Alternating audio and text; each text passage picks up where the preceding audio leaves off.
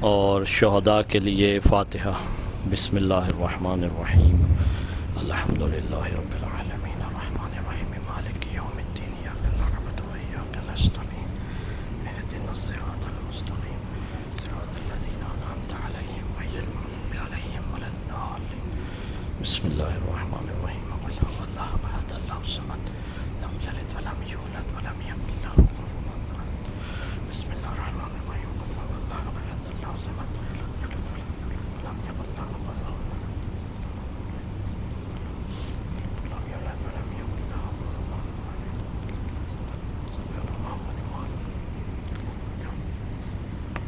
نعرہ تکبیر، نعرہ تکبیر، نعرہ رسالت، نعرہ رسالت، نعرہ حیدری، نعرہ حیدری۔ بلند آواز میں درود پڑھیں اہل بیت کی پاک ذات پہ۔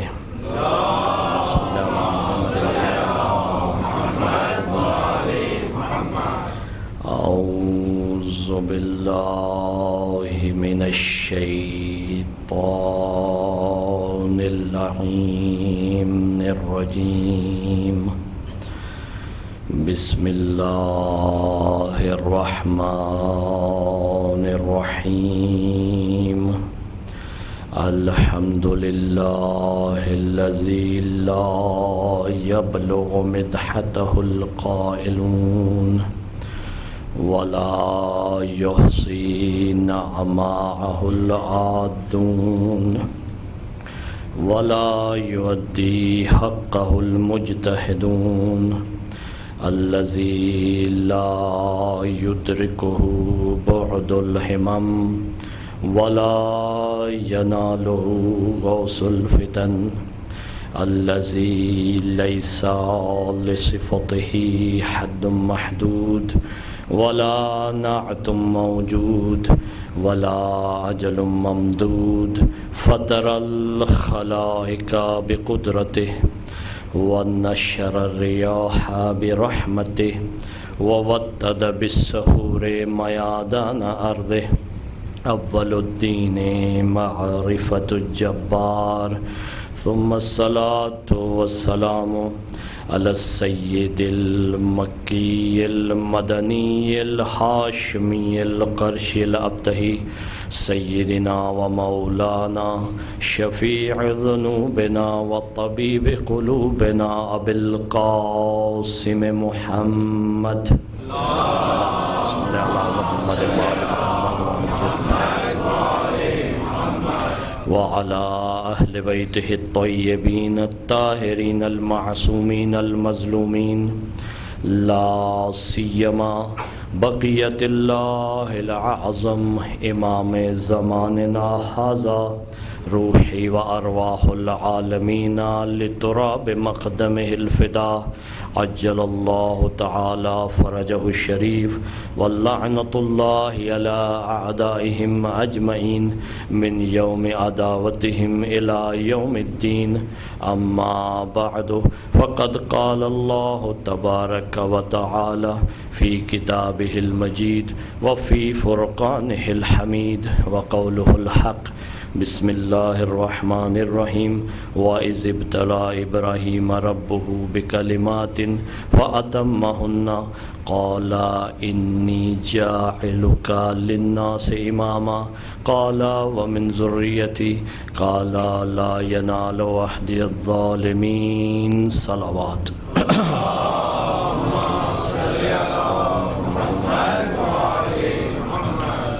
قابل صد احترام مومنین و مومنات، اہل ولایت و مودت و محبت، اللہ تعالیٰ آپ سب کی تمام اعمال صالح گزشتہ جو آپ نے انجام دیے ہیں اپنی بارگاہ میں مقبول و منظور فرمائے، اور آئندہ ہم سب کو مزید معرفت اور عقیدے کے ساتھ اعمال انجام دینے کی توفیق عنایت فرمائے۔ قبلہ اگر آگے تشریف لے آئے، بسم اللہ صلوات پڑھیں بلند آواز میں۔ اللہم صلی علی محمد محمد وعجل فرمائے۔ مولانا تشریف فرمائیں، البتہ آپ کو چاہیے کہ خطاب بسم اللہ تشریف اللہم صلی علی محمد وآل محمد وعجل فرجہم۔ آج انشاءاللہ میں اپنے موضوع کا آغاز کروں گا۔ موضوع میں نے کیوں چنا ہے اس کے بارے میں کچھ باتیں عرض کروں گا، موضوع کا تعارف عرض کروں گا، موضوع کا پورا نقشہ آپ کی خدمت میں عرض کروں گا کہ میں نے 10-12 دن میں آپ کی خدمت میں کیا عرض کرنا ہے، تاکہ مجھے بھی پتہ رہے کہ میں نے ٹریک ٹو ٹریک کہاں جانا ہے اور آپ کو کیا دے کے جانا ہے میں نے ان 10 دنوں میں، اور اسی طرح اس کے بعد آپ کے لیے ہوم ورک کیا ہے اس کے لیے وہ بھی میں آپ کی خدمت میں عرض کروں گا۔ موضوع انتہائی اہم موضوع ہے، اس کا انتخاب صرف ایسے نہیں ہے کہ ایک مجلس مجھے پڑھنا ہے اور آپ کو ایک مجلس سننا ہے اور ثواب لینا ہے، صرف یہ مقصد نہیں ہے، کیونکہ مجلس جو بھی ہو اس کا ثواب موجود ہے، الا کہ اس میں کوئی غلط نظریات بیان نہ کیے جائیں، کیونکہ مجلس حسین ابن علی علیہ السلام جو ہے وہ ہے ہی ثواب آور، وہ ذریعہ نجات ہے انسان کے لیے۔ لیکن اگر وہ مجلس فائدہ جو ہمیں روزمرہ زندگی میں فائدہ چاہیے وہ بھی اگر وہ دے دے تو پھر سمجھیں کہ اس کی رونق دوبالا ہو جاتی ہے۔ تو آپ سے یہ ریکویسٹ ہے کہ آپ میرے ساتھ تھوڑا بولتے رہیں، کیونکہ میرا مزاج ایسا ہے۔ پنجاب میں آپ کو پتہ ہے ہم پڑھتے ہیں تو پنجاب میں مجالس تو آپ نے دیکھی ہوں گی، ویڈیو دیکھی ہوگی، وہاں دوست بولتے ہیں تو بولنے کا یہ فائدہ ہوتا ہے کہ انسان کا ذہن جو ہے وہ کھلتا ہے، اور یاد رکھیں اس سے انسان بہت سے معارف، اور کہ ایک ممبر ایک عطائی چیز بھی ہے کہ کچھ چیزیں ایسی ہوتی ہیں کہ جو ممبر پہ آنے کے بعد انسان کو افاضہ ہوتی ہیں، یہ ایک اعجاز اہل بیت ہے، یہ یاد رکھیے گا۔ اللہم صلی علی محمد وعلی محمد۔ میرا موضوع کیا ہے؟ معرفت امامت اور عصر حاضر کے تقاضے۔ یقین مانیں کہ پوری دنیا میں، تفصیل کے ساتھ بعد میں عرض کروں گا، پوری دنیا میں اس معرفت کو روکنے کے لیے جتنا سرمایہ لگایا گیا کسی اور کو نہیں لگایا گیا۔ پوری تاریخ رقم ہے، 1400 سال سے آپ دیکھ چکے ہیں، دیکھ رہے ہیں، آئندہ بھی دیکھ لیں کہ سب سے زیادہ سرمایہ جو امتوں نے لگایا ہے اور خرچ کیا ہے اور ابھی بھی کر رہے ہیں، وہ صرف اور صرف اس لیے کہ یہ نظریہ جو ہے واضح ہو کر لوگوں تک نہ پہنچ جائے۔ آج میں آ رہا تھا تو ایک دوست سوال بھی کر رہے تھے کہ فلاں مسئلہ کیسا ہے۔ میں آپ کو ایک بات بتا رہا ہوں پوری تحقیق اور ذمہ داری سے، اس وقت عالمی طور پر جتنے مسائل ہیں بلا استثناء، بغیر ایکسیپشن کے، جو بھی مسئلے ہیں، جتنا سرمایہ لگا جا رہا ہے، دعویٰ کر رہا ہوں لیکن یہ حقیقت رکھتا ہے، سو دیکھیے گا آپ، جو بھی کچھ ہو رہا ہے یہ سب کا سب اسی نظریے کو نہ سمجھنے کی وجہ سے ہو رہا ہے، اسی نظریے کو فالو نہ کرنے کی وجہ سے ہو رہا ہے۔ اور ہمارے درمیان میں بھی یہ نظریہ آہستہ آہستہ مختلف نگاہوں میں، مختلف زبانوں میں مختلف طرح تقسیم ہوتا جا رہا ہے۔ اس کے لیے اپروچ جو ہے وہ تبدیل ہوتی جا رہی ہے۔ اور یہ بھی میں آپ کو عرض کر دوں کہ اس نظریے کے لیے تشیع میں، مکتب تشیع میں، مکتب اہل بیت میں سب سے زیادہ کتاب اسی نظریے کے بارے میں لکھی گئی ہے۔ یہ میں دعوے کے ساتھ کہہ رہا ہوں، کتابیں آپ گن لیجئے گا، سوچ لیجئے گا، حتیٰ توحید کے بارے میں اتنی کتابیں نہیں ہیں، رسالت کے بارے میں اتنی کتابیں نہیں۔ میں ذمہ داری سے عرض کر رہا ہوں آپ کی خدمت میں، کیونکہ میرا ذوق ہے کتابوں کا، اس لیے تھوڑی بہت آشنائی ہے۔ لہٰذا سب سے زیادہ جو کتاب لکھی گئی ہے وہ نظریہ امامت پہ لکھی گئی ہے، اور اسی طرح اہل بیت علیہ السلام نے خود اپنی زندگیوں میں جو سب سے زیادہ اہتمام کیا ہے، سب سے زیادہ اس کو امپورٹنس جو جس مسئلے کو دی ہے وہ مسئلہ امامت ہے۔ اس سے بڑا اور کوئی مسئلہ ان کی نظر میں نہیں ہے۔ خداوند عالم نے بھی ایسا ہی کیا ہے، خدا کی بھی یہ سنت ہے۔ خدا نے سب سے زیادہ اہمیت جو دی ہے وہ امامت کو دی ہے۔ آپ کہیں گے کہ یہ کیا آپ کہہ رہے ہیں، توحید ہے، نبوت ہے، اس کے بعد پھر امامت ہے، تو یہ بات کیسے ہو سکتی ہے؟ انشاءاللہ اسی عشرے میں اس کے سارے جوابات آپ کو، جو آپ کے ذہنوں میں سوالات، اور میں خود ایجاد کر رہا ہوں سوال، تاکہ آپ کے ذہن میں سوال ایجاد ہوں اور آپ اس کے جواب کے لیے جستجو کریں۔ اسی طرح اس وقت جو بہت بڑا المیہ جو میرے دل میں ایک درد ہے، کل بھی میں نے تھوڑا سا بیان کیا تھا، کہ ہماری جو نیو جنریشن ہے وہ اس وقت کیا کر رہی ہے؟ جدا کر رہی ہے دین کو دنیا سے۔ اسی طرح یہ نظریہ جو بنیاد ہے دین کی، نظریہ امامت کیا ہے؟ دین کی بنیاد ہے، بیس ہے، جو اس نظریے کے بارے میں بھی اکثر یہ ذہن میں آ رہا ہے کہ یہ جب ہم کہتے ہیں کہ نظریہ امامت پہ تقریر ہوگی، ایک طبقہ ذہن میں یہ سوچتا ہے کہ چلو نعرے والی اب تقریر ہوگی، اور دوسرا طبقہ جو اپنے آپ کو زیادہ تر نمازی پرہیزگار کہلاتا ہے، وہ کہتا ہے چلو یار مولانا صاحب نے وہی پرانا موضوع شروع کر لیا ہے۔ ہمارے درمیان اس وقت یہ لفظ کہنے کی دیر ہے، یہ آیت پڑھنے کی دیر ہے، جو میں نے آیت سرنامہ کلام میں پڑھی ہے، یہ پڑھنے کی دیر ہے، تو دو ذہن جو ہے تقسیم ہو جاتے ہیں ایسے۔ یہ ایسے نہیں ہونا چاہیے، یہ بالکل غلط ہو گیا ہے۔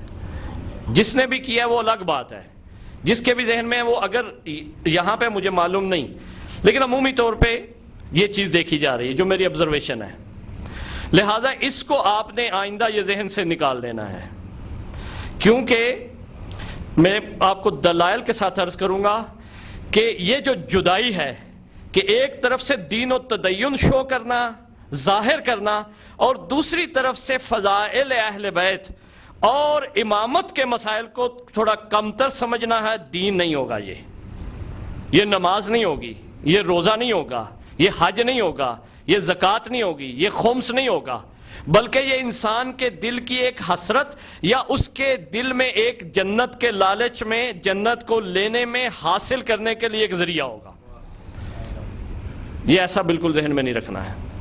اور دوسرا طبقہ یہ سوچتا ہے کہ بھائی اب ہم نے نعرے لگانے ہیں، نعرہ عبادت ہے، ذکر و علین عبادہ، اس میں شک ہی نہیں ہے کوئی، لیکن اس سے بالاتر ہے، یعنی احساسات تک اس کو محدود نہیں رکھنا، بلکہ پھر اس کا نقصان کیا ہوا ہے کہ یہ جو ہمارے نو نہال ہیں، یہ جو نیو جنریشن ہے، یہ کیا سوچتی ہے کہ امامت کا نظریہ جو ہے ہم امام بارگاہ میں مولانا سے یا کتاب میں ہم پڑھ لیتے ہیں، یا اصول دین میں ہم یاد کر کے مولانا کو سنا لیتے ہیں، لیکن ہماری عملی زندگی میں اس کا کیا اثر ہے کسی کو کچھ معلوم نہیں ہے۔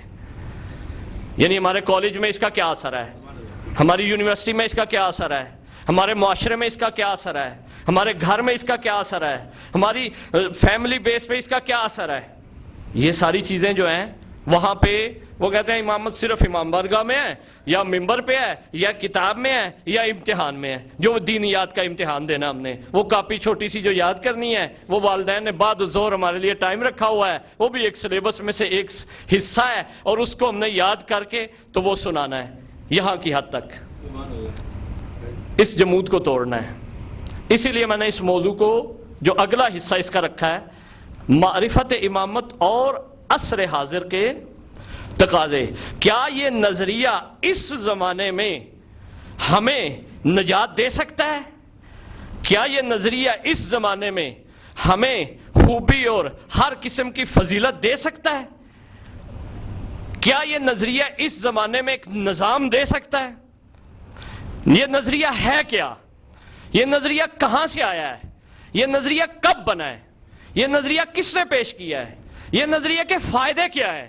اس نظریے کی دشمنی کون کر رہا ہے؟ اس نظریے کی عداوت کون رکھ رہا ہے؟ اس نظریے میں جو ہے دوست کیا کر رہے ہیں؟ اس نظریے میں دشمن کیا کر رہے ہیں؟ یہ ایک پایا ہے، ایک معرفت ہے۔ اہل بیت علیہ السلام نے آپ کو ایک تاکید کی ہے کہ جاؤ سجدے میں چلے جایا کرو، سب سے بڑی دعا مانگا کرو۔ وہ کیا دعا ہے؟ اپنے وقت کی حجت کی معرفت۔ سب سے بڑی دعا کیا ہے؟ آپ دعا پڑھتے بھی ہیں، قنوت میں بھی پڑھتے ہیں، کیا ہے اللہ مجھے اپنے وقت کے حجت کی، میرے وقت کے حجت کی معرفت دے، اگر تم نے نہ دی تو میں برباد ہو جاؤں گا، میں لاشعی ہو جاؤں گا۔ لہٰذا یہ ذہن میں رکھیں کہ یہ دعا جو ہے سب سے اہم دعا ہے۔ اس دعا میں یقین مانے پورا سب کچھ آ چکا ہے۔ اگر آپ کو سب کچھ مل جائے تو یہ سمجھیں، آپ کو اگر امامت کا نظریہ صحیح طریقے سے مل جائے تو آپ سمجھیں کہ آپ کو سب کچھ مل گیا ہے۔ آپ کو رسول بھی مل گئے ہیں، آپ کو خدا بھی مل گیا ہے۔ اور اگر آپ کو نظام امامت سمجھ نہ آیا یا آپ کو نہ پتہ چلا یا بالکل ہی کوئی اس سے بیگانے ہو گئے تو سمجھ لیں نہ اس معاشرے میں خدا ہے نہ اس معاشرے میں رسول ہے، بالکل خالی ہے وہ معاشرہ، بالکل پیدل ہے وہ معاشرہ۔ انشاءاللہ میں ایک ایک چیز کو بڑی وضاحت کے ساتھ ان چند دنوں میں تفصیل کے ساتھ عرض کروں گا۔ یہ میرے پاس ایک کتاب ہے، کتاب بالکل جدید تحقیق کے ساتھ اب آئی ہے۔ اس میں حدیث ہے جس کا عنوان ہے ولائے علی ندائے جلی۔ یہ عنوان آپ دیکھ رہے ہیں کہ علی کی ولایت عام شخص کی ندا نہیں ہے، خدا کی ندا ہے۔ یہ ولائے علی جو ہے وہ کس کی ندا ہے؟ ندائے جلی ہے، یعنی اس جل جلالہ خداوند عالم کی ندا ہے۔ یعنی علی کی ولایت رسول کی ندا نہیں لکھا، وہ بھی ہے، انکار نہیں ہے، لیکن اسے ہائی اتھارٹی دی ہے کہ ولایت علی کو معمولی نہ سمجھنا، یہ اس جلی کی ندا ہے جو تم تک پہنچی ہے۔ اسی میں بھی حدیث ہے۔ اس کے علاوہ اصول کافی میں یہ حدیث ہے۔ اصول کافی میں کتاب الحجہ ہے۔ میں آپ کو گزارش کروں گا کہ اصول کافی ضرور پڑھیں۔ آپ زندگی میں کوئی اور کتاب پڑھیں یا نہ پڑھیں، قرآن، نہج البلاغہ اور اصول کافی۔ اور صحیفہ تو ویسے ہی دعاؤں کی کتاب ہے، وہ ہمارے لیے ایک اخلاقی طور پہ اور معرفت کے اعتبار سے ایک زیور ہے۔ یہ 4-5 کتابوں کو کبھی نہ بھولیں۔ باقی پوری دنیا کی آپ کتابیں پڑھیں، لیکن جو آپ کو قیامت کے دن سوال ہونا ہے ان کے بارے میں ہونا ہے۔ اصول کافی میں 16,500 حدیث ہے تقریباً، بڑی ضخیم کتاب ہے، اور میرا ایمان ہے یہ، کیونکہ میں نے تھوڑی مطالعہ کیا ہے، تو اصول کافی میں ابھی تک ایسی چیزیں موجود ہیں جس کی ابھی علماء شرح نہیں کر سکے۔ 1400 سال گزر رہے ہیں ائمہ کی، کیونکہ ائمہ کی احادیث ہیں۔ ایک کتاب ہوتی ہے تصنیف، ایک ہوتی ہے تالیف۔ یہ تصنیف ہے، تالیف نہیں ہے۔ تالیف میں مؤلف کا اس نے کر کے آخر میں ایک نظریہ دیا ہوتا ہے۔ تصنیف میں ایک اور بات ہوتی ہے، البتہ ایک تفصیل ہے، الگ فن کی بات ہے، اس کو چھوڑتا ہوں۔ اس میں کیا ہے کہ شیخ کلینی نے اپنا نظریہ زیادہ تر نہیں دیا ہوا، بلکہ کیا ہے، احادیث کو نقل کیا ہوا ہے۔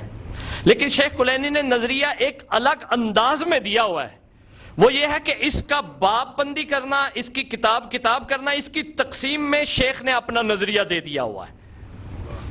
یہ یاد رکھیں کہ جب بھی کوئی کتاب کو مرتب کرتا ہے تو اس کی جب ترتیب بناتا ہے، مثلا میں اس کی آسان مثال دیتا ہوں، یہاں کوئی بلڈنگ بنی ہوتی ہے، آپ جاتے ہیں دیکھتے ہیں، جب اس کی تقسیم کو کمروں کی، فلور کی اور اس کی دوسری چیزوں کی تقسیم دیکھتے ہیں آپ، تو آپ کو انجینئر کے نظریے کا پتہ چل جاتا ہے۔ سمجھ گئے یا نہیں؟ اسی طرح اصول کافی میں شیخ کلینی نے اپنے کمنٹس نہیں دیے۔ بعض لوگوں کو اعتراض بھی ہے کہ فلاں حدیث ضعیف ہے، شیخ نے اپنے کمنٹس کیوں نہیں دیے اس پہ؟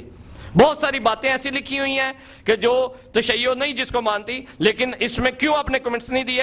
انہوں نے نہیں دیے کیونکہ ان کا وقت تھا نقل کرنے کا بس، لیکن انہوں نے ابواب بندی کر کے اور اس کی کتاب اور باب اور چیپٹر بنا کے بتا دیا کہ یہی میرا عقیدہ اور یہی میرا نظریہ ہے۔ یہ انشاءاللہ اس کو ذرا ترتیب سے پڑھیے گا۔ ایک اور بات بتاؤں کہ کتاب کو پڑھنے کا طریقہ شروع سے آخر تک دوست شروع کرتے ہیں۔ اس کا آسان طریقہ ہے، سب سے پہلے کتاب کی فہرست حفظ کریں آپ۔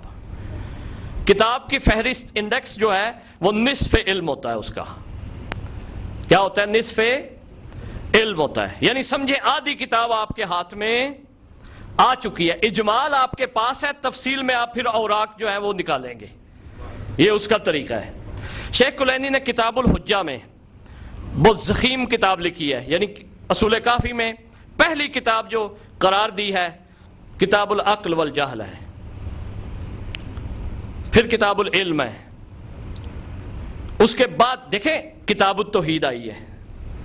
یہ ترتیب بتا رہے ہیں شیخ کہ میرے نزدیک توحید جو ہے اگر عقل نہ رکھتا ہو تو اسے نہیں سمجھ سکتا، اگر جہالت اس کی دور نہ ہو تو نہیں سمجھ سکتا۔ اس کے بعد دوسرا عنوان رکھا ہے علم کا، کہا کہ توحید کو سمجھنے کے لیے تم علم حاصل کرو گے، اور علم تمہیں ملے گا باب مدینۃ العلم کے دروازے سے۔ محمد صلوات اللہم صلی علی محمد وآل محمد وعجل فرجہم۔ یہ شیخ نے اللہم صلی علی محمد وآل محمد وعجل فرجہم، یہ شیخ نے ترتیب لگا کے بتایا ہے کہ تم علم پہلے لو، اور علم کے لیے تمہیں کہاں جانا پڑے گا؟ علی کے دروازے پہ جانا پڑے گا۔ بعد میں پھر کتاب التوحید لکھی ہے، بعد میں کتاب التوحید رکھی ہے کہ تمہیں توحید سمجھ نہیں آ سکتی جب تک کہ تم علم کے دروازے پہ نہ آ جاؤ۔ اب دیکھیے اس کے بعد پھر کتاب النبوت ہے، پھر اس کے بعد کتاب الحجت ہے۔ تقریباً یہ ترتیب ہے، اس کو ضرور پڑھیں اپنی زندگی میں، ایک حدیث روز پڑھیں، 2 پڑھیں، رات کو سونے سے پہلے تھوڑا تھوڑا ضرور اسے پڑھیں۔ اردو میں بھی موجود ہے، انگلش میں بھی موجود ہے، جو زبان آپ کو زیادہ آتی ہے، عربی آتی ہے آپ کو عربی میں پڑھ لیں، فارسی آتی ہے فارسی میں پڑھ لیں، لیکن پڑھیں ضرور اس کو۔ کتاب الحجہ میں یہ روایت موجود ہے۔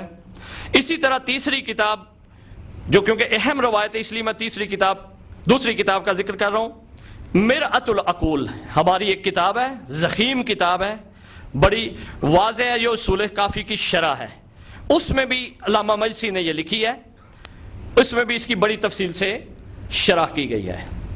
اس کے بعد تیسری کتاب ہے اعین و اخبار الرضا علیہ السلام، یعنی کہ اس میں امام رضا علیہ السلام کی ساری شیخ صدوق علیہ الرحمہ نے یہ لکھی ہے۔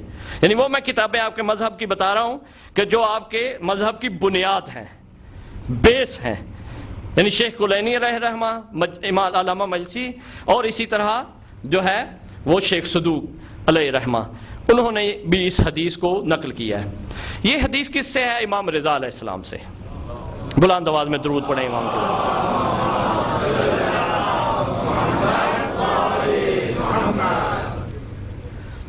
یہ حدیث جو ہے یہ اس عشرے میں چلے گی سارے میں۔ یہ حدیث کم از کم 3 یا 4 صفحے کی ہے، ایک صفحے کی نہیں ہے، 2 کی بھی نہیں ہے، ایک جملے کی نہیں ہے۔ امام رضا علیہ السلام نے اس حدیث کو سفر میں فرمایا ہے، حضر میں نہیں ہے، یعنی امام تشریف لے جا رہے تھے کہاں پہ؟ مشہد مقدس۔ مشہد پہنچنے سے پہلے ایک مقام آتا ہے جسے مرو کہتے ہیں، پرانا نام اس کا کیا ہے؟ مرو۔ مرو کے مقام پہ ایک جامع مسجد ہے، ابھی بھی موجود ہے ظاہراً۔ اس کے مسجد کے اندر لوگ تھے اور مسجد کے باہر امام نماز پڑھ چکے تھے، باہر تشریف فرما تھے، قافلہ بھی چلنے والا تھا، تو وہاں پہ بحث ہوئی لوگوں کے درمیان۔ تو اس بحث کے جواب میں امام رضا علیہ السلام نے یہ اتنی طولانی حدیث فرمائی ہے۔ اس بحث کے جواب میں نے اپنی زندگی میں پہلی دفعہ یہ حدیث جب پڑھی تھی، عنایت الہی میرے اوپر، کہ میں نے جب اس کو پڑھا تھا تو میں افسوس کرتا تھا کہ کیوں یہ حدیث آج تک ممبر سے بیان نہیں ہوئی، کیا وجہ ہے کہ یہ حدیث چھپی ہوئی ہے؟ یہ تو کن تو کنزن مخفین والی بات ہو گئی تھی کہ ایک مخفی خزانہ موجود ہے کہ لوگ اسے دیکھ ہی نہیں رہے، سوچ ہی نہیں رہے، اپنی باتیں ہم کرتے ہیں، اپنے نکتے بناتے ہیں، اپنے مثلا سارے مسائل بیان کرتے ہیں۔ تو سب سے افضل یہ ہے کہ ہم ائمہ سے پوچھیں کہ امامت کی کیا شان ہے۔ میں بتاؤں گا، میرا ایک قیاس ہوگا، برہان ہوگا، کہیں جگہ پہ میں چٹکلا بیان کر دوں گا، کہیں لطیفہ بیان کر دوں گا، کہیں داد لینے کے لیے کوئی لفظ ادھر ادھر کر دوں گا، کہیں الفاظی داخل کر دوں گا، یہی ہو سکتا ہے نا مجھ سے، اس سے زیادہ کیا ہوگا؟ لیکن امام نے جو اپنے بارے میں خود فرمانا ہے وہ ایک ایسی حقیقت ہوگی جو خدا نے نازل کی ہے، ایسی حقیقت ہے وہ جو خدا نے نازل کی ہے۔ اب میں اس حدیث کو آپ کے سامنے پڑھوں گا، تھوڑا تھوڑا پڑھوں گا، زیادہ آپ کو تعبان نہیں، تنگ نہیں کروں گا، صرف یہ ہے کہ اس کو پھر میں ایک دفعہ آ رہا ہوں کہ یہ موضوع میں نے کیوں شروع کیا ہے، پھر ایک مقدمہ بنا رہا ہوں، ایک مقدمہ میں نے بنا دیا آپ کی ذہن میں۔ دوسرا مقدمہ عرض کر رہا ہوں وہ یہ کہ جب یہ بچے آنکھ کھولتے ہیں، جب یہ شعور کی منزل پہ پہنچتے ہیں، ہم بھی اسی طرح پہنچے تھے، تو پوری دنیا میں دیکھتے ہیں کہ ان کو اختلاف کے علاوہ کچھ نظر ہی نہیں آتا۔ کیا نظر آتا ہے؟ ہر طرف ان کو اختلاف ہی اختلاف نظر آتا ہے۔ اتنا اختلاف انہوں نے دیکھا ہے اور ہم نے دیکھا ہے کہ اب ہر انسان کہتا ہے میں اختلاف نہیں چاہتا، میں اختلاف نہیں چاہتا۔ توجہ ہے نا آپ کی؟ ہم سب نے کیا دیکھا آنکھ کھولتے؟ اختلاف۔ ہم دوسرے اختلافات کو، لسانی اختلافات کو، رنگ و گوشت و پوست و نسل کے اختلافات کو بھی چھوڑ دیتے ہیں، وہ تو ایک اور چیز ہے۔ ہم آ کے دیکھتے ہیں کہ پہلا اختلاف جو دیکھتا ہے وہ دیکھتا ہے کہ کچھ دیندار ہیں، کچھ بے دین ہیں، یعنی کچھ دین کو مانتے ہیں، کچھ دین کو اس سرے سے نہیں مانتے۔ البتہ یہاں میں رک کے میٹیریلسٹ جو ہے وہ کہتے ہیں کوئی دین نہیں ہے، جو ایک جملہ بولتے ہیں I don't believe any thing, کہ میں کسی شے پہ یقین نہیں رکھتا۔ بہت ابھی ویسٹ میں جو اکثر لوگ پائے جاتے ہیں وہ عیسائی نہیں ہیں، نہ وہ یہودی ہیں، وہ اکثر جو ہے دین سے جدا ہیں، ان کے نزدیک کسی دین کی کوئی حیثیت نہیں ہے۔ وہ کہتے ہیں میں کسی شے پہ یقین نہیں رکھتا۔ یہ ولیم جیمز کے جو مثلا نظریات ہیں یا کارل پوپر کے جو نظریات ہیں وہ یہی ہیں کہ اصل ضد دین ہے، وہ دین ہے ہی نہیں ان کے نزدیک کچھ بھی۔ ہاں جو عیسائی ہیں، جو یہودی ہیں، وہ پھر بھی دین رکھتے ہیں، ان کا دین ہے، ان کا ایک بلیو ہے اس پہ۔ تو اس کے جواب میں میں ایک نقطہ کہہ کے آگے بڑھ جاؤں گا۔ اگر کبھی آپ کو کالج میں، یونیورسٹی میں، کیونکہ استاد اکثر یونیورسٹی میں جو وہاں سے پڑھ کے آتے ہیں وہ بھی دین کو یا تو اسلام کی مصلحتوں کی خاطر کہہ دیتے کہ ہاں ٹھیک ہے، اچھا ٹھیک ہے، جمعہ نماز ہے، مسجد ہے، یہ ہے، ورنہ حقیقت میں دل میں ان کے یہ ہوتا ہے کہ دین نام کی کوئی چیز نہیں ہے جو ہمارے لیے فائدہ مند ہو، بس یہی ہے کہ ہم جو سن لیتے ہیں، کر لیتے ہیں، بس ایک ہمارے لیے دھارس ہے۔ اکثر ان کا یہ نظریہ ہوتا ہے جو وہاں سے پڑھ کے آتے ہیں کہ دین جو ہے وہ شے نہیں ہے۔ اگر آپ اس کے سامنے کوئی ایسا فرد آ جائے کہ وہ کہے کہ I don't believe any thing, میں کسی شے پہ یقین نہیں رکھتا، کوئی شے جو ہے میرے لیے باور نہیں کرتا، میں اس پہ یقین نہیں رکھتا، یقین آور نہیں ہے، تو اس کا جواب میں بھی دے رہا ہوں لاجیکلی۔ آپ کو اس سے کہنا ہے کہ بھائی تم ٹھیک ہے، یہ اس جملے پہ قائم رہنا، اس سینٹینس کو ذہن میں رکھنا کہ تم کسی شے پہ یقین نہیں رکھتے۔ آپ بتاؤ کہ یہ جملے پہ یقین رکھتے ہو؟ آپ خاموش ہو گئے۔ کچھ کسی شے پہ یقین کہا اس نے کہا ہے کہ میں کسی شے پہ یقین، میں کسی دین پہ یقین، تو اسے کہیں یہ نظریہ، یہ جو کہہ رہے ہو کہ میں کسی پہ یقین نہیں رکھتا، اس پہ یقین ہے تمہیں؟ اس پہ تو یقین ہے نا جو کہہ رہے ہو، لہذا تم جھوٹ بول رہے ہو، تمہیں یہ خود بھی پتہ نہیں تم کیا کہہ رہے ہو۔ تم کہہ رہے ہو میں کسی شے پہ یقین نہیں رکھتا، حتیٰ کہ یہ جملہ جو کہہ رہے ہو میں کسی شے پہ نہیں یقین رکھتا، اس پہ یقین رکھتے ہو تم، اس پہ تمہارے ذہن میں یقین ہے۔ لہذا پتہ چلا کوئی انسان یقین کے بغیر نہیں ہو سکتا۔ اس کا دین عیسائی نہیں ہے، یہودی نہیں ہے، اسلام نہیں ہے، کوئی اور دین نہیں ہے، اس کا دین یہی ہے کہ میں لا دین ہوں۔ اس کا دین کیا ہے؟ کہ میں لا دین ہوں۔ لا دین ہونا بھی تو ایک دین ہی ہوا نا۔ دین یعنی نظریہ، دین یعنی جزا، دین یعنی نتیجہ، یہی مطلب ہے نا اس کا۔ لہذا پتہ یہ چلا کہ یہ اس نے جزا جو قرار دی ہے کہ لا شیعیت کو کہا ہے کہ کچھ نہیں ہے، کوئی شے پہ بلیو نہیں ہے۔ کس پہ بلیو ہے؟ اپنے پہ تو بلیو ہے نا اس کا، اپنے اس جملے پہ تو بلیو ہے۔ لہذا آپ نے یہ جواب دے کے اس کو پر کروا دینا ہے۔ ایک جملہ کافی ہے اس کے لیے کہ میں تمہاری بات 110% مان لوں گا، یہ بتا دو کہ تمہیں اس جملے پہ اگر یقین ہے تو۔ اگر یقین ہے تو تمہیں خود اتنا بھی پتہ نہیں ہے، جس کو یقین سے کہہ رہے ہو مجھے کس پہ یقین نہیں ہے۔ لہذا یہ اس کا جواب ہے۔ ایک تقسیم ہم یہ دیکھتے ہیں، دوسری تقسیم کون سی دیکھتے ہیں؟ کچھ دیندار ہیں، کچھ بے دین، پہلی تقسیم کہلاتے ہیں۔ دوسری تقسیم ہے دین میں۔ دین میں پھر تقسیم آتی ہے، کچھ سماوی ادیان ہیں ظاہراً اور کچھ غیر سماوی کہلاتے ہیں. یہ سب کہلانے کی باتیں میں کہہ رہا ہوں، حقیقت میں ایسا نہیں ہے، کیونکہ کل میں عرض کر چکا ہوں دین فقط ایک ہے. دین فقط ایک ہے. یہ دنیا نے تصورات میں جو اپنے اپنے نظریات میں کتابوں میں لکھ دیا ہے، جو وہ میں بیان کر رہا ہوں آپ کو، ورنہ حقیقت یہ نہیں ہے. کل میں نے عرض کر دیا تھا دین اگر بہت سارے ہوں تو اللہ روز نیا دین بھیجتا ہے. لا یتغیر ولا یتبدل، اس کی رائے تبدیل نہیں ہوتی، نہ وہ تبدیل کرتا ہے، اس کے اوپر کوئی شے اثر نہیں کرتی. یہ توحید کے منافی ہے کہ اللہ ایک دن ایک دین بھیجے پھر اگلے نبی کو نیا دین دے کے بھیجے. بالکل غلط بات ہے. یہ دین ایک ہی ہے. لہذا پتہ یہ چلا کہ یہ دنیا نے تقسیم کی ہے، میں وہ آپ کو بتا رہا ہوں جو ہم دیکھتے ہیں. اسی لیے میں نے کہا جو ہم آبزرو کرتے ہیں وہی ہے یہ. اب دیکھیں کہ جب دیکھا کہ کچھ سماوی دین کہلاتے ہیں، کچھ غیر سماوی. غیر سماوی میں انڈیا میں ادیان پائے جاتے ہیں یا اور جگہوں پہ. سماوی کون سے ہیں؟ عیسائیت ہے، یہودیت ہے اور اسلام ہے. یہ یا بعض مجوسیت کو بھی کہتے ہیں. یہ اس میں آ گئے. اب اس میں بھی آ کے دیکھ لیتے ہیں، اس کو بھی چھوڑ دیں غیر سماوی کو، سماوی میں آ جائیں. سماوی میں پھر اختلاف ہو گیا، اس کے اندر پھر اسلام میں آ جائیں. سب کو میں دور دور کر رہا ہوں، آپ کو سمجھے کہ ایک بہت بڑی روڈ سے ایک چھوٹی، پھر اس کے بعد اور چھوٹی گلی، اور اس کے بعد آپ کو ایک گھر میں داخل کرنا ہے میں نے.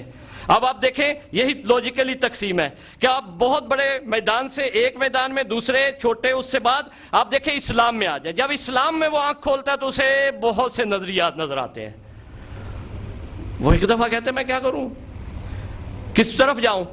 اور آج کوئی نو مسلم جو ہے، نیا مسلم ہو جاتا ہے کوئی، تو وہ ہم سے پہلے پوچھتا ہے میں نے کون سا مسلمان بننا ہے. یعنی کون سا مسلمان بنوں میں، یعنی وہ واقعاً ذہنی طور پر پریشان ہو جاتا ہے. ہم تو اپنی مرضی کی بات اسے کرتے ہیں، اور خدا بھی یہی چاہتا ہے اور اہل بیت بھی یہی چاہتے ہیں. ہم کہتے ہیں کہ تم وہ دین رکھو جو مصطفیٰ نے بتایا تھا. ٹھیک ہے. اب آپ دیکھیں کہ جب اس میں آ جاتا ہے تو اس میں بھی اب کیا ہو رہا ہے، وہ ایک تھا، اس میں بھی کیا ہو رہا ہے کہ نظریات مختلف ہوتے ہیں. اب وہ نیا شیعہ اگر ہو جاتا ہے، بھائی بتاؤ کون سا شیعہ میں نے بننا ہے. پہلے البتہ یہ زیادہ نہیں تھا، کسی زمانے تھا بھی اور نہیں بھی تھا، دونوں مکس کر کے ہم کہہ سکتے ہیں. تو اب دیکھیں کہ میں نے یہ آپ کو پوری سیر کروائی ہے اختلافات کی، کہ جب انسان آنکھ کھولتا ہے تو وہ اختلافات کے علاوہ کچھ بھی نہیں دیکھتا. جب اتنے اختلافات دیکھتا ہے تو واقعاً ہدایت اس کے لیے اور صحیح ڈائریکشن کا انتخاب اس کے لیے واقعاً سخت ہو جاتا ہے. یا تو یہ ہے کہ شروع کرے صفر سے، جو میں نے آپ کو پوری سیر کروائی ہے، تو ایک ایک دین کو دیکھتا جائے، چند چند سال اس کو گزارتا جائے اور اس سے بری ہوتا جائے. یہ تو اس کے نقص غرض ہے کہ خدا نہ کرے اگر اسے پہلے دین میں ہی موت آ جائے، وہ کہاں جائے گا. مشکل ہے نا. ایک طریقہ تو یہ ہے نا ہدایت کے پہنچنے کا، کہ ایک ایک چیز کو، جیسے آپ مثلا حساب میں اور ریاضی میں جو چیک کرتے ہیں، کہ مثلا کنٹرول کرتے ہیں ان چیزوں کو، کہ ایک چیز دیکھی، دوسری دیکھی، تیسری دیکھی، چوتھی دیکھی، جو نکل آئی پھر اس کو رکھ لیا. ایسے آیا انتخاب کرنا دین کو؟ آیا اس طرح ہم دین حقیقت تک پہنچ سکیں گے؟ اگر اس طرح جائیں گے تو زندگی گزر جائے گی، وقت گزر جائے گا. بلکہ ہم جو لوگ اس طرح کر کے آئے ہیں وہ اکثر یہ کہتے ہیں میں نے پوری عمر برباد کر دی، آخر میں آ کے میں نے سمجھ لیا ہے، اور اب میرے جسم میں طاقت نہیں رہی، اب میرے حافظے میں اتنی جان نہیں رہی، مضبوطی نہیں رہی. لہٰذا عزیزان محترم، ہمیں اس تمام تر مشکلات میں جو ایک چیز مداوا ملتی ہے کہ یہ بہت بڑی مشکل ہے، کھانا نہ ہونا، پانی نہ ہونا، نعمتوں کا، ظاہری نعمتوں کا، رزق کا، ان چیزوں کا نہ ہونا کوئی بہت بڑی مشکل نہیں ہے، کیونکہ یہ اللہ نے پیدا کر دی ہیں، دے دی ہیں. یہ لوگوں کے ظلم کی وجہ سے رکی ہوئی ہیں، ورنہ خدا نے نہیں روکی. خدا کسی کو بھوکا رکھنا نہیں چاہتا، خدا کسی کو کم نہیں دینا چاہتا. یہ ظلم اور بربریت کے نظام نے آج یہ کر دیا کہ ایک آدمی جو سارا دن دھوپ میں کام کرتا ہے تو اس کو جو ہے تھوڑا سا رقم ملتی ہے، کھانا بھی مشکل سے پورا ہوتا ہے اس کا. اور ایک آدمی اے سی میں بیٹھا ہے اور اس کو علم بھی نہیں ہے، نالج بھی نہیں ہے، اور وہ ہاتھ ہلاتا ہے اور اس کو اس کی مقدر بھی اس کے ہاتھ میں ہوتے ہیں. یہ عدالت کے سسٹم کے منافی جو نظام ہے اسی نے یہ ایسا کیا ہوا ہے. لہذا اللہ نے سب کچھ دے دیا ہے، مشکل اس میں نہیں ہے، یہ مشکل ہماری اپنی ایجاد کرتا ہے. یہ بات میں عرض کروں گا. اب آپ دیکھیں سب سے بڑی مشکل کیا ہے؟ اہل بیت فرماتے ہیں تمہارے لیے جو سب سے بڑی مشکل ہے، وہ سب سے بڑی مشکل یہ ہے کہ تمہارا دین جو ہے وہ صحیح نہ ہونا، تمہارا نظریہ صحیح نہ ہونا۔ اس سے بڑی مشکل تمہارے لیے نہیں ہے کوئی بھی۔ اگر کسی شخص نے یہ کہا کہ میرا نظریہ جو ہے وہ صحیح نہیں ہے، مطمئن نہ ہوا، تو کل قیامت کے دن وہ اپنا جواب نہیں دے سکے گا اور اس کو کوئی صلہ نہیں مل سکے گا، کیونکہ متزلزل ہے، اس کے ذہن میں شک ہے، اور شک والا دین خدا قبول نہیں کرتا اسے۔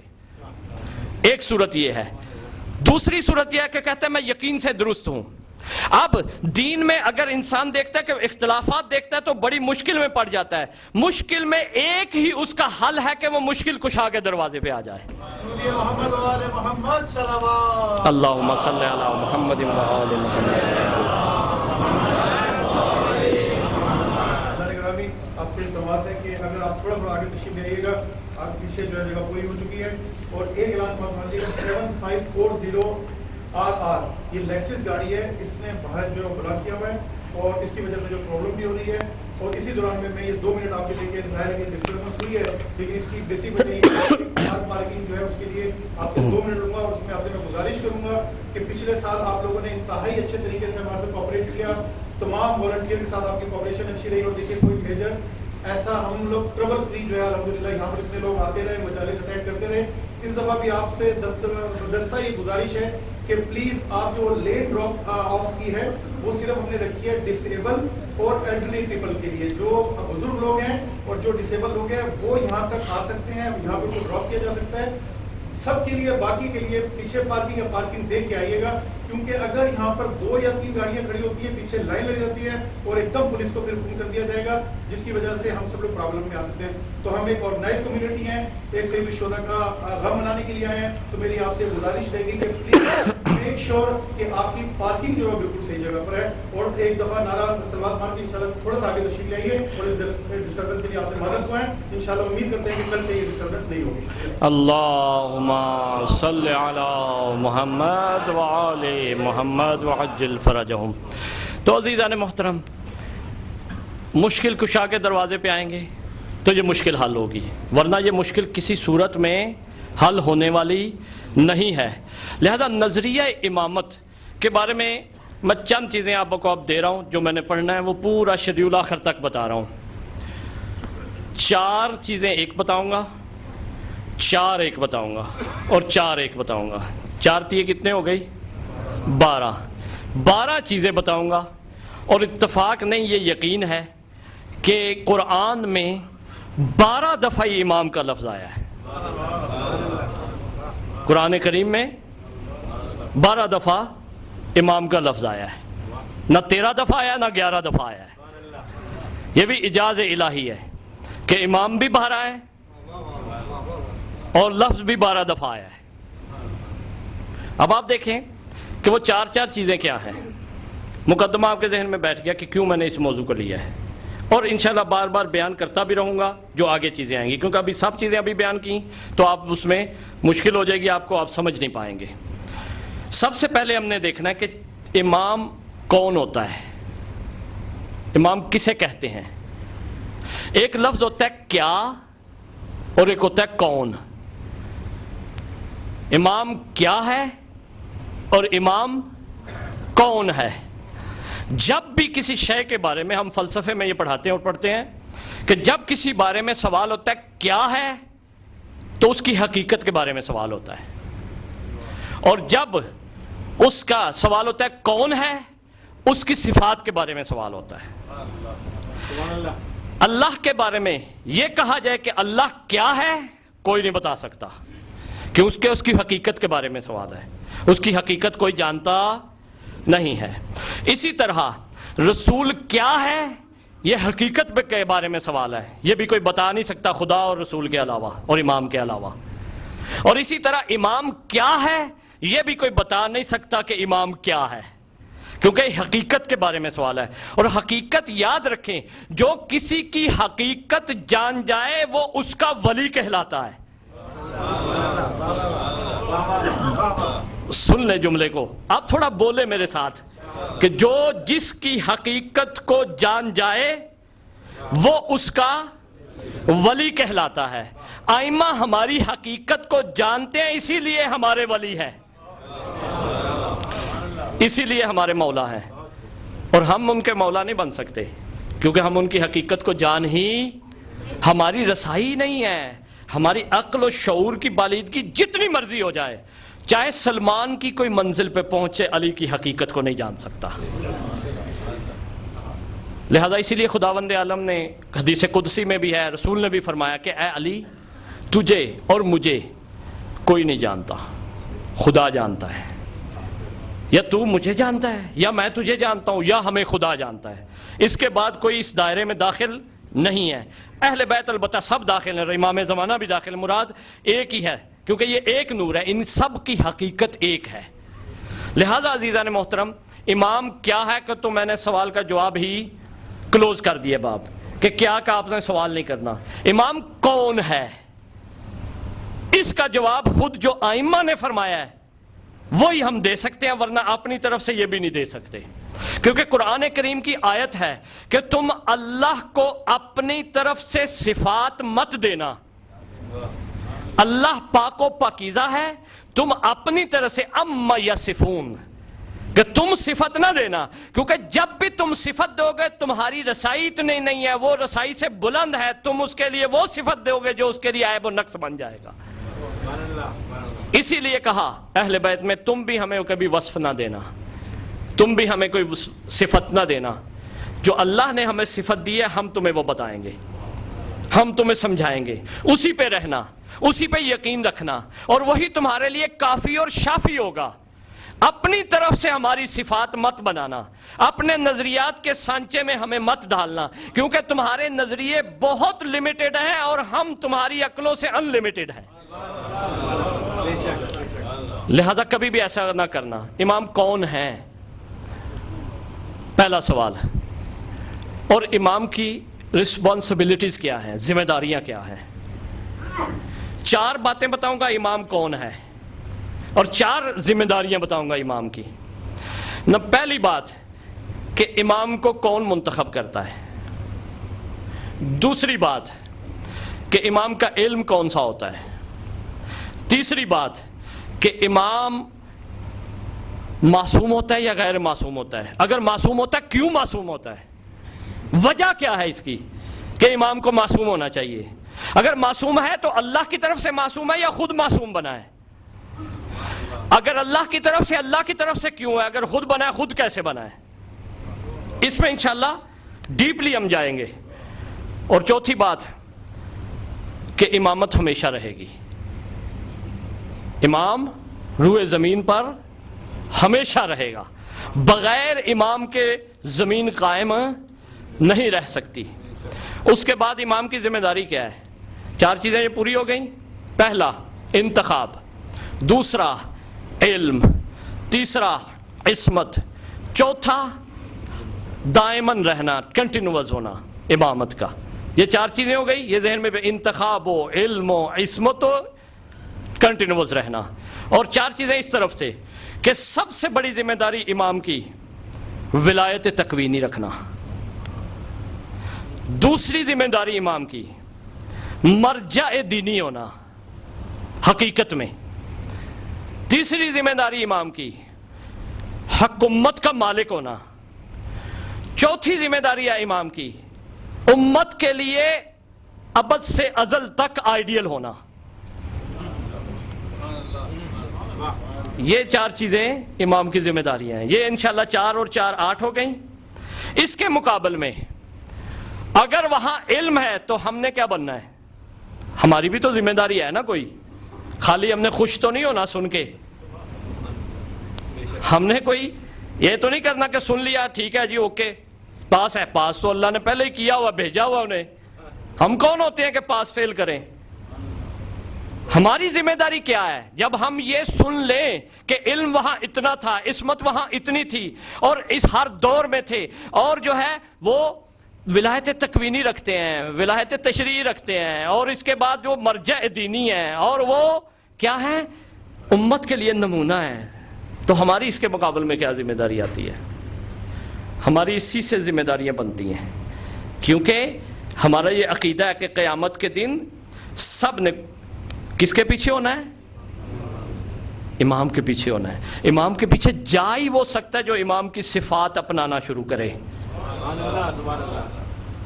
علم ہے تو وہاں سے علم لینا شروع کرے، عصمت ہے تو وہاں سے اپنی پاکیزگی اور طہارت لینی شروع کرے۔ اور اگر اس نے جسم باقی نہیں رہتا، اہل بیت علیہ السلام کا ظاہری جسم بھی باقی نہیں ہے سوائے امام زمانہ علیہ السلام کے، لیکن یہ ہے کہ ان کا ذکر، ان کا نام، ان کا کام، ان کا کردار، ان کی سیرت ہمارے درمیان روز روشن کی طرح موجود ہے۔ لہٰذا ہماری ذمہ داریاں کیا ہیں یہ بھی انشاءاللہ طے کروں گا کہ علم بھی ہم نے وہاں سے لینا ہے۔ آج ہم سارا علم جو ہے غیروں سے لے رہے ہیں، باب مدینۃ العلم کہہ کے جا رہے ہیں آکسفورڈ میں، کیمبرج میں، فلانی جگہ فلانی جگہ فلانی جگہ۔ یہ کون سی ولایت ہے؟ یہ کون سی باتیں ہیں؟ یہ کہاں ہیں ہم؟ یا تو ہم لفظوں تک محدود ہیں کہ انا مدینۃ العلم وعلی بابھا، لفظوں تک ہیں۔ جب ریاضی کی بات آئے تو فلاں، جب سائنس کی بات آئے تو فلاں جگہ، جب میڈیکل کی بات آئے تو فلاں جگہ۔ کیا ہے یہ ہمارے پاس؟ لفظ ہی ہیں صرف۔ سوچیں ذرا اس بات کو کہ جو دعویٰ امیر المومنین نے کیا سلونی سلونی قبل ان تفقدونی، وہ دعویٰ خدا کی قسم ان 14 کے علاوہ کسی نے نہیں کیا، کسی نبی مرسل نے نہیں کیا رسول خدا کے علاوہ۔ حضرت ابراہیم نے نہیں کیا، حضرت اسماعیل نے نہیں کیا، حضرت عیسیٰ نے نہیں کیا، حضرت موسیٰ نے نہیں کیا، کسی نبی مرسل نے بھی نہیں کیا، چاہے جائے کہ کوئی ملائکہ میں سے کرے، چاہے جائے کوئی اصحاب میں سے کرے۔ اور ہم اس مکتب کو رکھتے ہوئے کہ جن کا دعویٰ جو پوچھنا ہے پوچھ لو، جو پوچھنا ہے قیامت تک کے لیے پوچھنا ہے پوچھ لو، لیکن ہم کیا کہتے ہیں؟ وہاں پہ موجود نہیں ہیں ہم سننے کی حد تک اور نعرہ لگانے کی حد تک، خوش ہونے کی حد تک، اور حق بھی ہے خوش ہونا، پہلا سٹیپ ہے ہمارا، حق ہے ہمارا، لیکن خوش اس بات پہ ہوں۔ یہ میں مثال دیا کرتا ہوں، بالکل ایسا ہی ہے کہ کسی کے ہاتھ میں سونے کی ڈلی اور دوسرے ہاتھ میں کشکول ہو، یعنی سونے کی ڈلی پکڑی ہوئی ہے، بلاک پکڑا ہوا ہے سونے کا، اور ہاتھ میں کشکول لے کے ڈھونڈ رہے ہیں، تو وہ حیرت سے دیکھتا ہے کہ تیرے پاس تو علی ہے، تیرے پاس تو حسن ہے، تیرے پاس تو حسین ہے، تو میرے دروازے پہ کہاں ہے؟ زہرا کے ظہور کے لیے بلند تر سلوات۔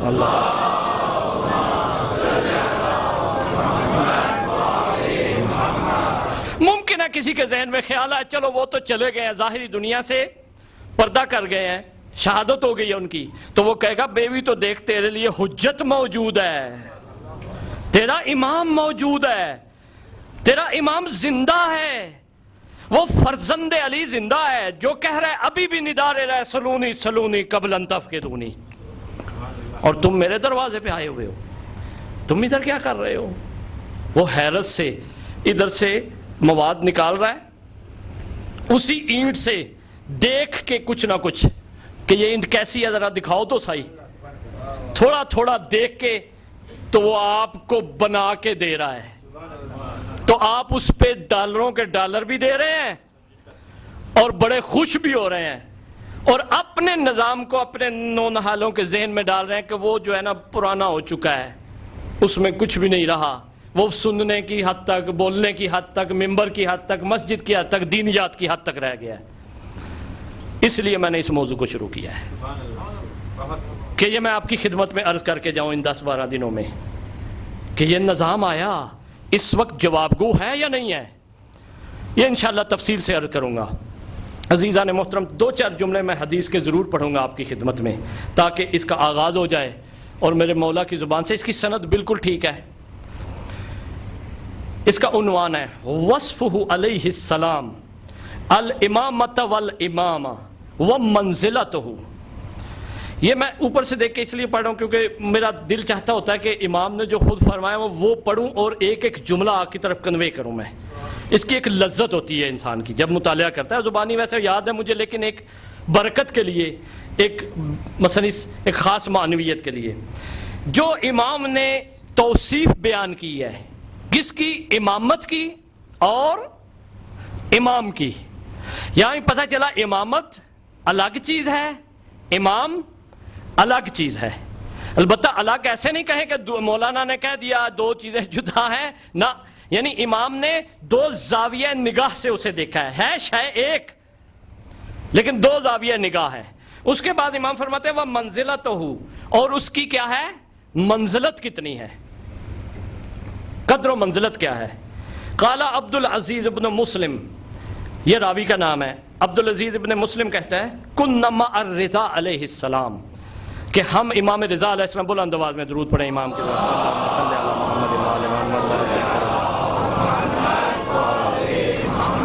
بے مروین، مرو کے علاقے میں ہم امام کے ساتھ تھے. یہ مرو کہا نا، مرو کی روایت ہے. فاجتمعنا فی المسجد الجامع، کہ بہت زیادہ ہم جمع ہوئے تھے مسجد جامع میں.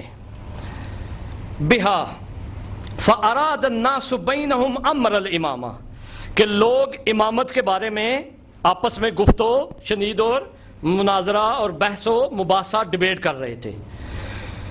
فذکروا کثرت الاختلاف فیہا، اور بڑا اختلاف چھایا ہوا تھا ان میں، جو میں نے شروع میں اختلاف کی بات آپ کی خدمت میں عرض کی، اختلاف چھایا ہوا تھا. اس کے بعد فرماتے ہیں فدخلت علی سیدی و مولائی الرضا علیہ السلام، کہ میں پھر اپنے مولا اور اپنے سردار امام رضا علیہ السلام کے پاس گیا. فعلمتہ بما خص الناس فیہ، کہ ان کو بتایا کہ لوگ یہ گفتگو کر رہے ہیں. آگے امام کا دیکھیں. فتبسم، امام نے کیا فرمایا، آپ عربی اتنی ماشاءاللہ جانتے ہیں، تبسم فرمایا.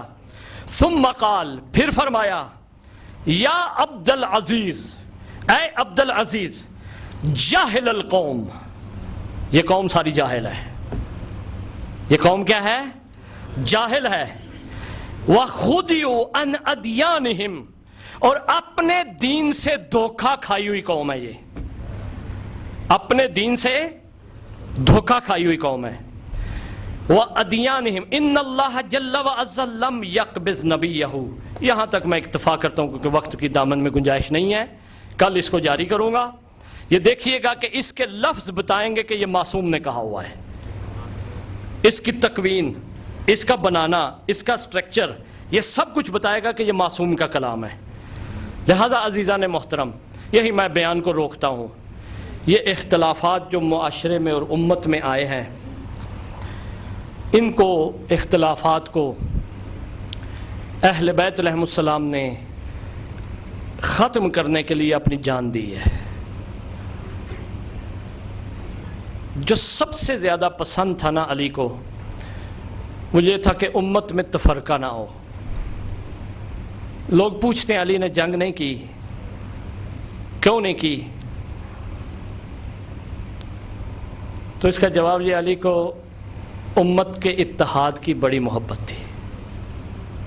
یہ تفصیل بعد میں کبھی بیان کروں گا. عزیزو، علی سے کسی نے پوچھا تھا مولا یہ بتائیں کہ مرد کے اوپر سب سے مشکل وقت کون سا ہے؟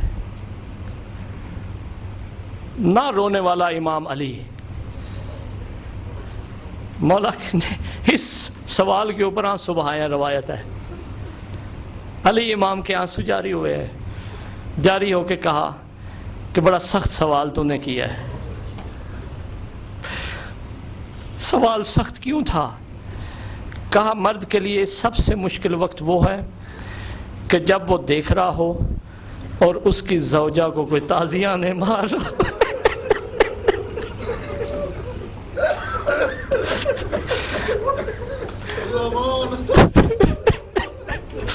علی جیسے امام نے یہ جواب دیا.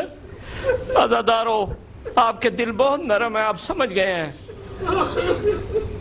ایام عزا میں ائمہ جب عزاداری منعقد کرتے تھے، امام صادق علیہ السلام کی روایت ہے، کتاب کا نام ہے نوائب الدہور، اس کے اندر یہ روایت ہے.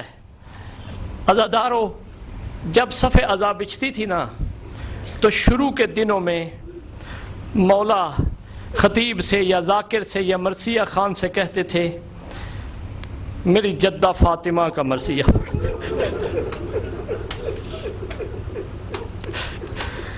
میری جدہ فاطمہ کا مرثیہ پڑھو۔ عزادارو، راوی نے یہ سوال کیا تھا، میں بڑے آرام سے مصائب پڑھوں گا، تھوڑا سا وقت مجھے دے دیجئے گا۔ راوی کہتا ہے مولا آپ کے گھر پہ سب سے بڑی مصیبت کون سی آئی ہے، میں وہ پڑھنا چاہتا ہوں۔ مولا نے کہا بول مصیبتیں تو۔ کہا سب سے بڑی مصیبت یہ تھی جب آپ کے جد رسول دنیا سے چلے گئے تھے۔ امام نے فرمایا بڑی مصیبت تھی، رسول کے بعد لوگوں نے بڑا اجر دیا ہمیں رسالت کا، اور بڑے عجیب رنگ میں اجر دی ہے، لیکن وہ اس سے بھی بڑی کوئی مصیبت ہے۔ کہا جب آپ کے بابا علی کے سر پہ ضربت لگی تھی، کہا یہ بھی بہت بڑی مصیبت ہے ہمارے لیے۔ پھر ایک ایک کر کے مصیبتیں گنواتا رہا ہے راوی۔ کہتا ہے سب سے بڑی مصیبت یہ تھی جب مولا حسن کا جنازہ جب گھر سے نکلا اور 70 تیر لگے، اس کے بعد گھر واپس آیا ہے، وہ بڑی مصیبت تھی۔ کہا بڑی مصیبت تھی ہمارے لیے۔ پھر راوی کہتا ہے کیا کربلا میں ایک ایک منزل گنوا رہا ہے، گریہ کر رہے ہیں، سننے والے بھی گریہ کر رہے ہیں، مولا بھی گریہ کر رہے تھے۔ روایت میں لکھا ہے راوی بھی دھاڑے مار مار کے رو رہا تھا، ایک ایک منزل، اور آخری منزل جو بتاتا ہے نا راوی، کہتا ہے کہ مولا سب سے بڑی مصیبت یہ تھی جب آپ کے جد حسین کے گلے پہ خنجر چل رہا تھا۔